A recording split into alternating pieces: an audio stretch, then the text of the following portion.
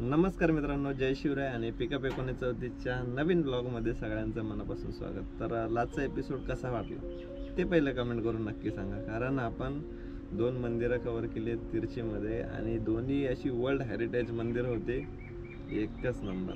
मला सुद्धा एवढं प्रसन्न वाटलं ना, विचारताच होय नाही। तर फायनली आजचा शनिवार आणि आपण सकाळपासून ऑफिसला, म्हणजे आजचा 3रा दिवस होता।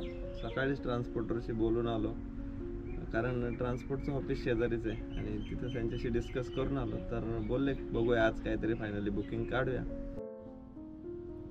तर मित्रांनो, हे आहे ट्रान्सपोर्टची पार्किंग, ते शेजारीच वॉशरूम वगैरे आहे, आंघोळीची चांगली सोय आहे, तिथं फिल्टरचं पाणी आहे आणि ट्रान्सपोर्टरचं ऑफिस आहे। तर आपण आपली गाडी इथे पार्क केली होती।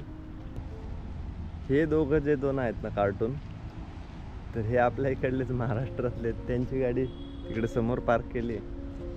तर दादा, आपण गेले 2 दिवस बरोबर आहे, पण तुम्ही नाव नाही सांगितलं राव मला। माझं नाव गोरख भोसले। गोरख भोसले, गाव गाव बीड। बीड। आणि आपलं दादा महेश तांबे। महेश दादा पण आहेत। तर मित्रांनो, ही भोसले पाटलांची गाडी आहे, म्हणजे आता आपण जे पाहिले ते भोसलेंची ही गाडी आहे। हे कार्यकर्ते आपले बसलेत वरती। MS-16 कसं वाटतं गाडीचा लुक, आणि याला म्हणतात गाडी सजवणं। तर आपले चहावाले आलेत, चहा पण घेऊया। आणि अजून 2 गाड्या आहेत आपल्याकडे, MS-43 दादांची मुंबईची गाडी, नवी मुंबई। नमस्कार। ते बघा, आपली मराठी माणसं भेटतात राव तिरचीत। आणि MH-5 पण आहे। हो, चहा द्या सगळ्यांना। त्याला काय मराठी काढायचा, घंट्या। तर जरा मित्रांनो चहा घेऊया।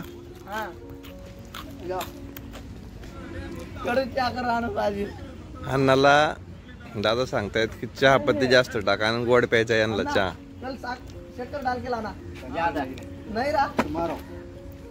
टुमारो आणि ते दादा आहेत ते बेळगावचे आहेत मित्रांनो, हे बेळगावची गँग आहे। तर बघा, एवढं मोठं ट्रान्सपोर्टचा एरिया आहे।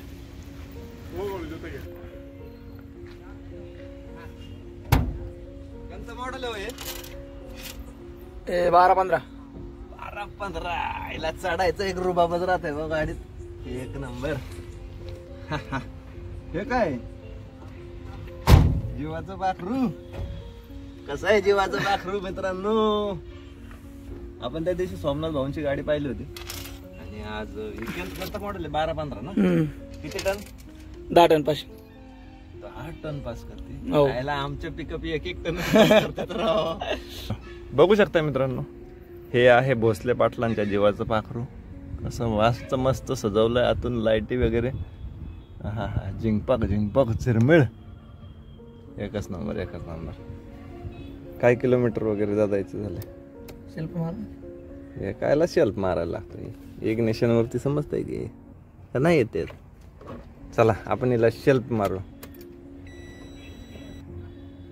1,68,000 किलोमीटर झाली गाडी। हो, कडक। गाडीची कंडिशन मस्त डेकोरेट केली आहे बरं। तर कशी वाटली मित्रांनो भोसले पाटलांची गाडी, ती कमेंट करून नक्की सांगा। आहा, एक नंबर। कसलं आहे। हा, आणि महाराजांचं दर्शन घेऊया। आमची जरा आपल्याला काय 10 टन चालवायची नाहीये मित्रांनो, त्यामुळे आपण काय चालवणार नाही। त्यामुळे गाडी चालवण्याबद्दल कोणीही कमेंट करू नका। तर चला गाडी बंद करूया। तर कशी वाटली मित्रांनो भोसले पाटलांची अमानत, ही त्यांची चावी त्यांच्याकडे सबमिट। आणि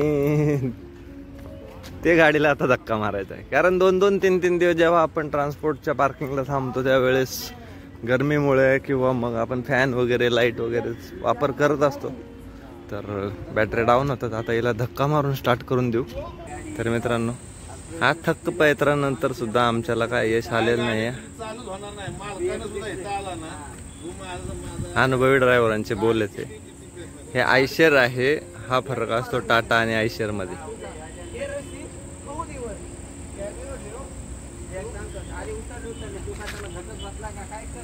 चला आता त्या बॅटरीवाला घेऊन येईल आणि गाडी चालू करून घेईल, कारण समोरच आहे त्या ऑफिसच्या बॅक साईडलाच।